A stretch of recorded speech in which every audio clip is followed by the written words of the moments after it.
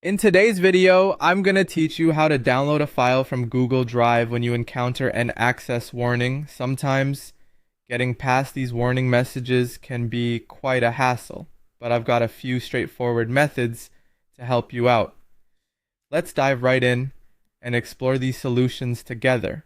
First, let's start with the simplest approach, making a copy of the file in Google Drive. Navigate to your Google Drive and locate the file you want to download. Once you find it, right-click on the file and select Make a Copy. This action creates a duplicate file, and frequently, this simple step is enough to bypass any warning messages associated with the original file. After making the copy, try downloading this new version. It might surprise you how often this trick does the job. Now, if that didn't solve the problem, there's another technique using Google Drive for desktop. Begin by downloading and installing the Google Drive application on your computer. After the installation completes, go ahead and sign into your Google account through the application. Once you're signed in, ensure you sync the folder containing the problematic file to your desktop. With the folder synced, give it another shot by trying to download the file directly from your computer. This desktop version sometimes handles downloads differently and can circumnavigate pesky blocks. If those methods still aren't working, it's time to consider compressing the file. Right-click once more on the file in Google Drive and select Download. Should you encounter the same issue, it might be beneficial to contact the file owner and ask them to compress the file for you. This means they would need to zip the file into a zip or RAR format and upload it afresh to Google Drive.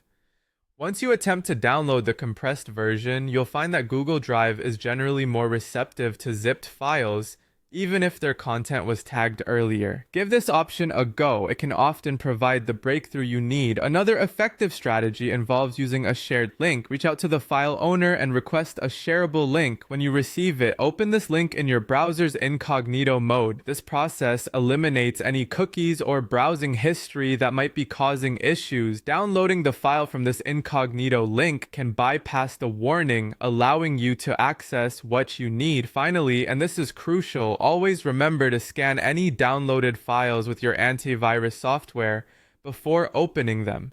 This step is essential to safeguard your device against any potential threats or malicious programs that might have slipped through. Keeping your digital workspace secure should always be a top priority. I hope these steps have been useful, and now you're better equipped to handle similar challenges in the future. If you have any other questions or need further assistance, feel free to drop them in the comments down below.